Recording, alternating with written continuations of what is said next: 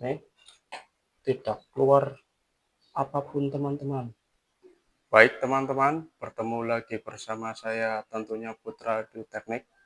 Di video kali ini saya ada sebuah job ya teman-teman ya. Nih, kulkas satu pintu SAP, dan ini sudah pernah dikerjakan orang lain ya, kata usernya. Oke, ini kata usernya, ini pernah dikerjakan orang lain dan cuma bertahan dingin cuma 1 minggu. Oke, nah ini saya datang ke sini, kondisi kulkas sudah tidak dingin kembali ya teman-teman ya. Setelah saya melakukan pengecekan, ternyata kulkas satu pintu ini mengalami kebocoran pada sistem pemipaan di kondensornya ya teman-teman ya.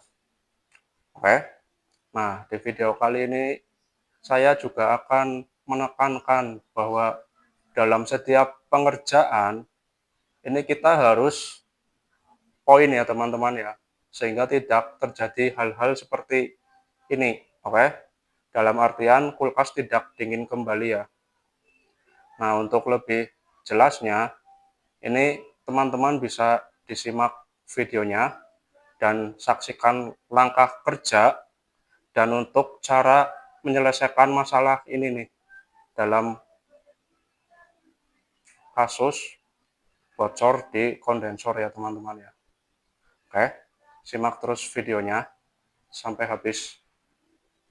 Dan sebelum itu, jangan lupa untuk like, comment, share, dan hidupkan loncengnya ya, sehingga teman-teman bisa mengetahui kalau ada konten-konten terbaru dan video yang baru tentunya di channel saya. Oke, simak terus videonya. Nah, ini unit kulkasnya ya teman-teman ya. Kulkas satu pintu merek SAP dengan tipe yang motif bunga-bunga seperti ini ya teman-teman ya. Oke, dan ini kata usernya bilang ke saya ini sudah pernah dikerjakan orang lain, tapi ini tidak dingin lagi ya teman-teman ya. Sebenarnya apa yang terjadi pada kulkas satu pintu SAP ini. Oke, tapi sebelum itu saya akan pastikan dulu ini bahwa kulkas pernah dipegang sama atau pernah dikerjakan sama orang lain teman-teman. Ini bisa disimak video pengecekan ya teman-teman ya. Oke,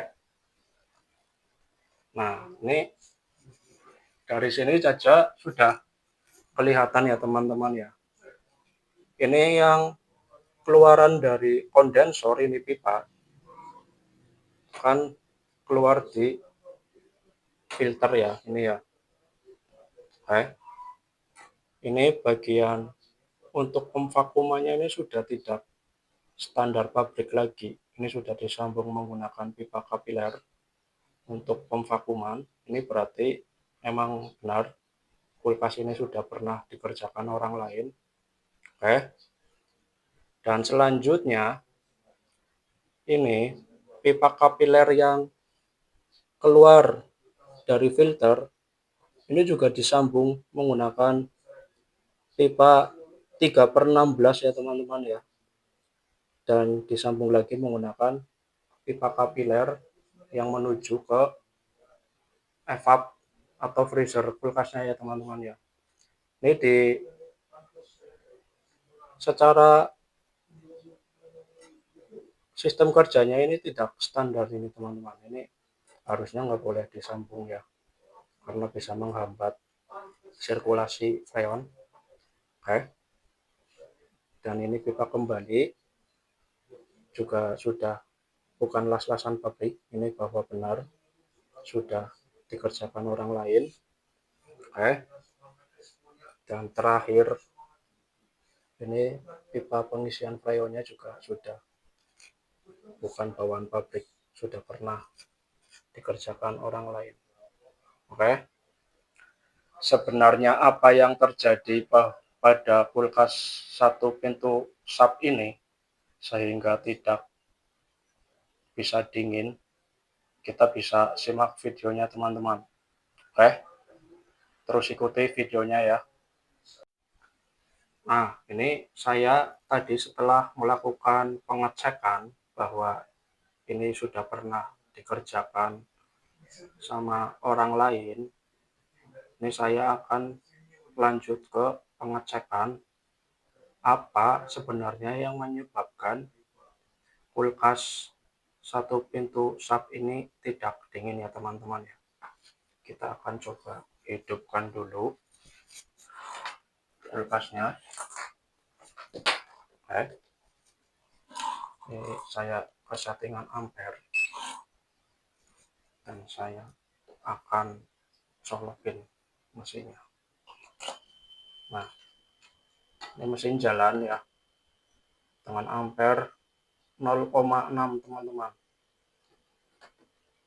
Dan saya akan coba pegang di pipa press. Ini kita ada hawa panas atau hangat sekali ya. Oke. Apalagi di filter ini sudah jelas tidak ada hawa panas sama sekali, karena di pipa press tidak ada hawa panas dan hangat. Oke. Nah, ini larinya berarti antara mampet dan bocor ya teman-teman. Untuk suara mesin ini bisa didengarkan seperti ini,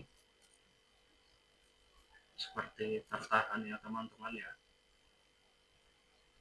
Oke, berarti ini saya akan melakukan pemotongan pipa bahwa kulkas ini mengalami buntu atau mampet atau bocor pada instalasi kulkasnya ya teman-teman ya. Bisa disimak videonya ya teman-teman ya. Karena berpacu dengan ampernya segini, ini adalah ciri-ciri kemiripan antara ada kebocoran dan mampet. Oke, simak terus videonya. Nah, ini saya akan melakukan tindakan ya teman-teman ya, untuk menentukan bahwa ini kulkas mampet atau bocor. Saya akan potong di pipa kapiler yang keluar dari filter ya teman-teman ya. Jika nanti ini keluar udara, berarti ini bocor. Tapi jika pas pipa kapiler ini saya potong keluarnya freon, berarti ini mampet ya teman-teman ya. Oke, tapi sebelum kita melakukan pemotongan ini di pipa kapiler yang keluar dari filter, ini harus diingat ya, pipa press yang keluar dari kompresor ini harus utuh, jangan dipotong dulu. Oke. Dan untuk ini pipa kembali atau pipa hisap yang keluar dari evaporator menuju mesin atau kompresor kulkas, ini juga harus utuh, jangan dipotong dulu. Oke. Dan terakhir, ini pipa pengisian freon juga harus utuh, tidak boleh dipotong dulu. Oke.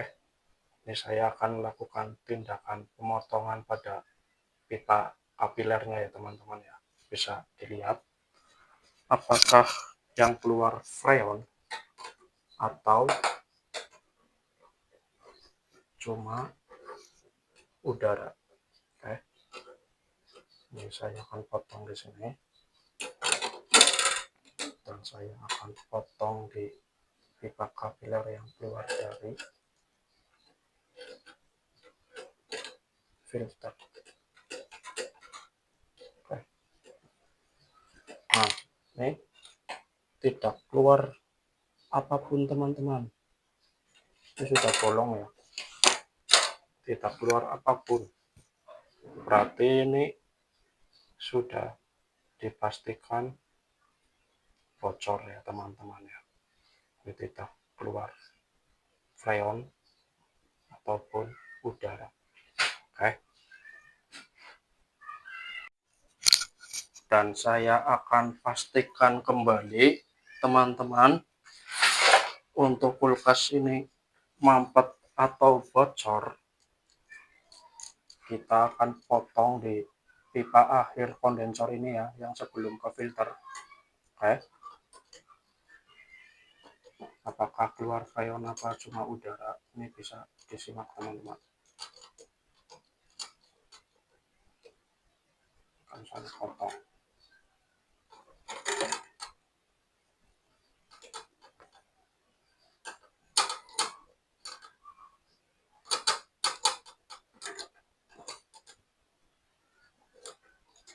Nah, tidak keluar freon, berarti ini sudah dipastikan kulkas sub satu pintu ini mengalami kebocoran pada kondensor ya teman-teman. Oke, nah ini saya sudah siapkan kondensornya ya teman-teman ya. Nanti saya akan pasangkan di belakang bodi kulkasnya. Oke, ini karena di bawaan pabriknya ini kondensor berada di dalam bodi ya teman-teman ya, sehingga nanti saya akan pasangkan ini di belakang bodi kulkasnya. Oke, simak terus videonya dan ikuti tentunya. Nah, ini setelah pemasangan kondensor seperti ini ya teman-teman ya, saya taruh di luar di belakang bodi kulkasnya. Oke, dan saya akan kasih tahu ulang ya. Ini tadi proses pertama adalah menyambung pipa pres ya, nih ke kondensor yang baru. Oke, sana. Nah, terus dan berakhir di sini ya, sebelum filter. Oke, nah ini kita juga tadi sudah melakukan pemasangan filter, melakukan pemasangan pipa kapiler yang menuju evap, dan pemasangan pipa kapiler yang untuk vakum. Ini saya di sini menggunakan vakum body ya teman-teman ya. Oke, dan pipa kapiler ini nanti keluarnya kan di pipa hisap ini. Nah, tadi saya juga sudah melakukan penyambungan di pipa hisap yang menuju kembali ke mesin atau kompresor kulkasnya ya teman-teman ya. Oke, dan ini juga sudah dipasang pipa pengisian freon. Ini saya menggunakan pipa kapiler ya teman-teman ya. Nah, ini manifoldnya. Oke, nah ini setelah saya melakukan proses pengisian freon secara berkala ya teman-teman ya.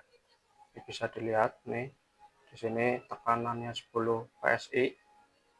Oke, dan untuk di kondensor juga sudah hangat ya,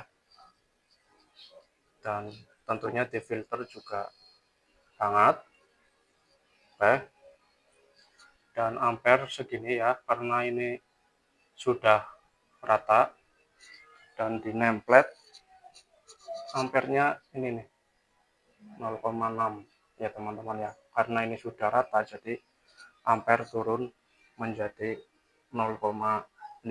Oke, untuk meyakinkannya kembali kita coba cek di dalam freezernya ya teman-teman ya. Nah, ini di pintunya sudah berembun. Nah, bisa didengar ya, ini ya asap bisa didengar. Sorry,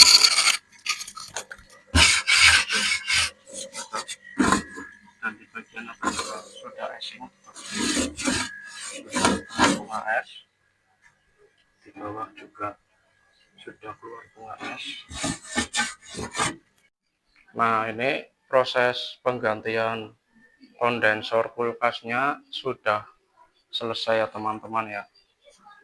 Sudah melakukan penggantian filter juga, dan pemasangan instalasi pipanya semua sudah terpasang, mengisi freon juga sudah. dan penyegelan di pipa pengisian freonnya juga sudah. Berarti ini sudah selesai ya semua prosesnya untuk kasus kulkas tidak dingin di bocor kondensornya ya teman-teman ya. Oke, mungkin begitu saja video kali ini. Semoga bermanfaat dan terus ikuti channel saya ya. Dan ditunggu video-video selanjutnya. Oke, sampai bertemu lagi di konten-konten saya selanjutnya. Oke, jangan lupa subscribe ya teman-teman. Oke.